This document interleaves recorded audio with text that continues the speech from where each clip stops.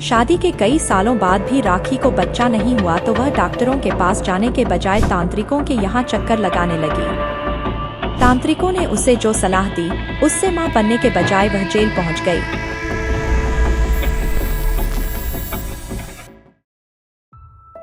अलीगढ़ से लगभग 30 किलोमीटर दूर एक कस्बा है बेसवा। इसी कस्बे में श्री किशन अपनी पत्नी राखी के साथ रहता था। शादी के कई सालों बाद भी उन्हें कोई बच्चा नहीं हुआ था। उन्होंने तमाम डॉक्टरों और हकीमों से इलाज कराया, लेकिन उन्हें संतान सुख नहीं मिल पाया। औलाद न होने से दोनों बहुत चिंतित रहते थे। राखी को तो और ज्यादा चिंता थी। गांव देहात में आज भी बांझ औरत को इज्जत की नजरों से नहीं देखा जाता, और तो और किसी शुभ कार्य में बांझ औरत को बुलाया तक नहीं जाता। इस बात को राखी महसूस भी कर रही थी।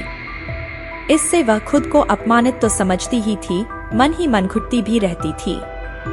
उसकी एक ही मंशा थी कि किसी भी तरह वह मां बन जाए, उसकी गोद भर जाए, जिससे उसके ऊपर से बांझ का कलंक मिट जाए।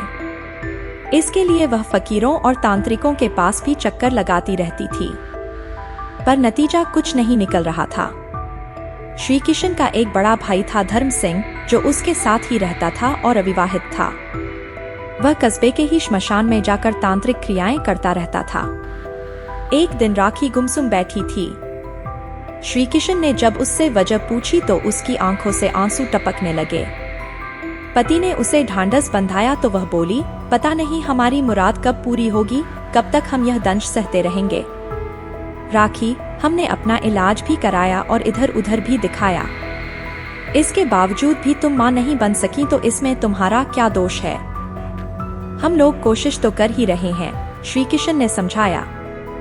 देखो जी, हम भले ही कोशिश कर चुके हैं, लेकिन एक बार क्यों ना तुम्हारे भाई से कोई उपाय करने को कहें। श्मशान में न जाने कितने लोग अपनी समस्याएं लेकर उनके पास आते हैं, लेकिन हमने उन्हें कुछ समझा ही नहीं। शायद उन्हीं की तंत्र विद्या से हमारा कुछ भला हो जाए, राखी ने कहा। ठीक है, अब तुम सो जाओ, सुबह मैं उनसे बात करूंगा, श्री किशन ने कहा। सुबह उठकर श्री किशन ने बड़े भाई धर्म सिंह से राखी के मन की बात बताई। चाय बना रही राखी भी उसकी बातें सुन रही थी। श्री किशन की बात पर धर्म सिंह ने कहा, आज तूने कहा है तो मैं जरूर कुछ करूंगा। ऐसा कर, तू आज काम पर मत जा, पति पत्नी गद्दी पर बैठो, तभी मैं कुछ उपाय बता सकूंगा। दोपहर के बाद धर्म सिंह मरघट से घर लौटा। जिस कमरे में वह रहता था वहां भी उसने तंत्र क्रियाएं करने के लिए गद्दी बना रखी थी। श्री किशन और राखी को सामने बैठा कर वह तंत्र क्रियाएं करने लगा। तंत्र क्रियाएं करते करते धर्म सिंह जैसे किसी अदृश्य शक्ति से बात करने लगा। इसी बातचीत में उसने ऐसी बात कही जिसे सुनकर श्री किशन और राखी के रोंगटे खड़े हो गए। राखी तो कांपने लगी। धर्म सिंह किसी की बलि देने की बात कर रहा था।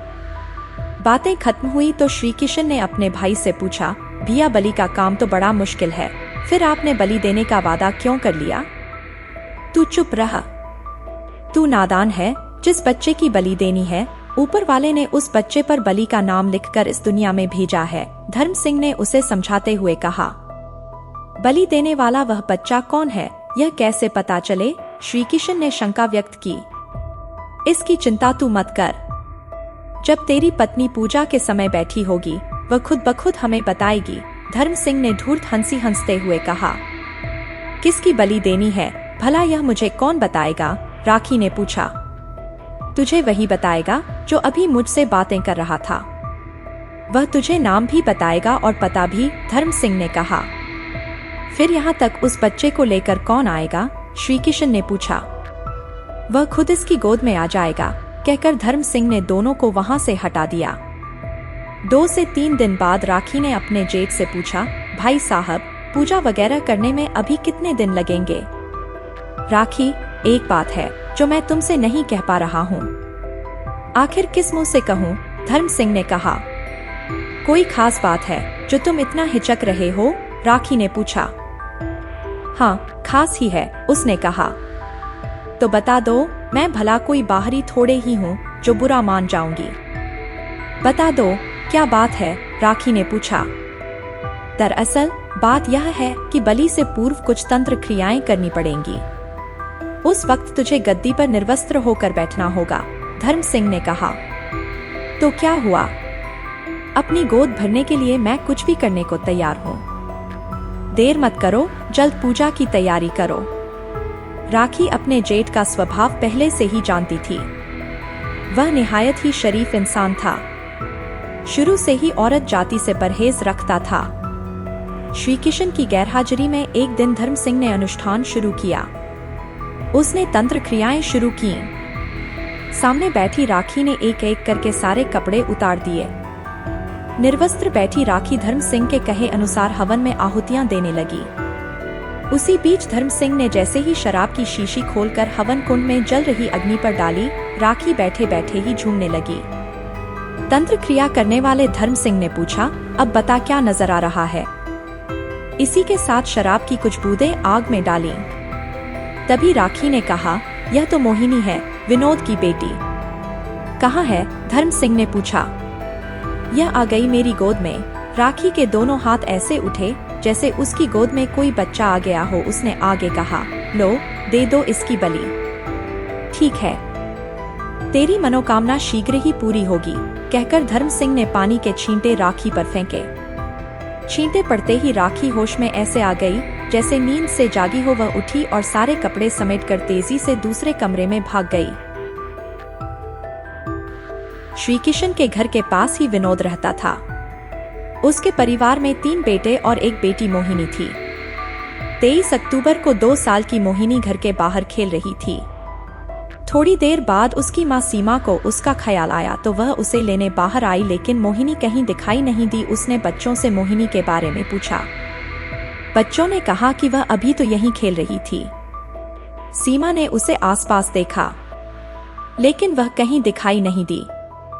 ऐसा भी नहीं था कि 2 साल की बच्ची खेलते खेलते कहीं दूर चली जाए। फिर भी उसने तमाम लोगों से बेटी के बारे में पूछा, पर कहीं से उसके बारे में पता नहीं चला। इसके बाद घर के सभी लोग मोहिनी को ढूंढने लगे। अंधेरा हो गया। गांव वाले भी मोहिनी को ढूंढने में मदद कर रहे थे, पर मोहिनी नहीं मिली। पता नहीं क्यों सीमा एक ही रट लगाए रही कि मेरी बेटी कहीं नहीं गई, वह श्री किशन के घर में ही होगी।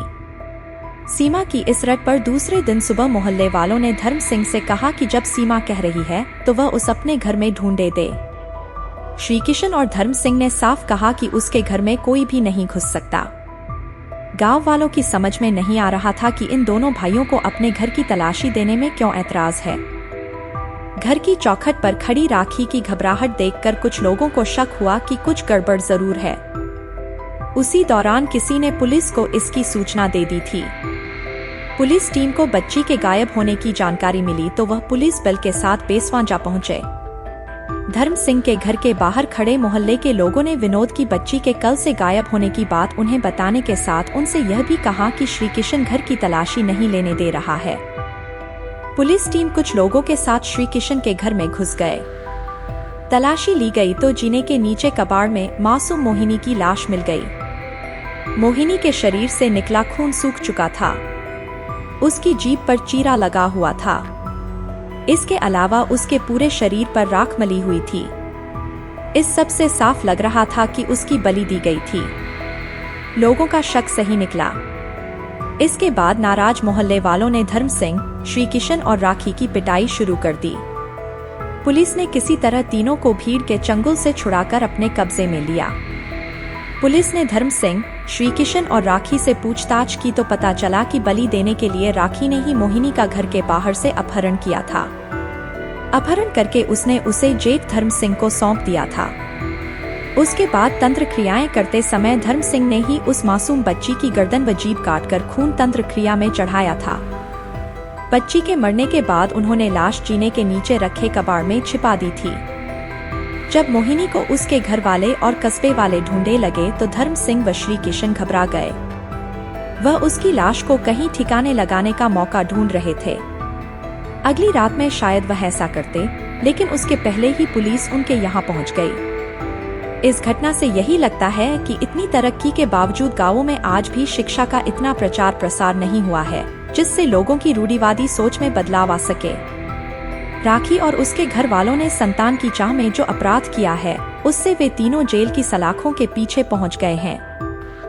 अगर वे किसी अच्छे डॉक्टर से सलाह लेकर अपना इलाज कराते तो शायद उन्हें संतान सुख अवश्य मिल जाता और उनके जेल जाने की नौबत भी न आती।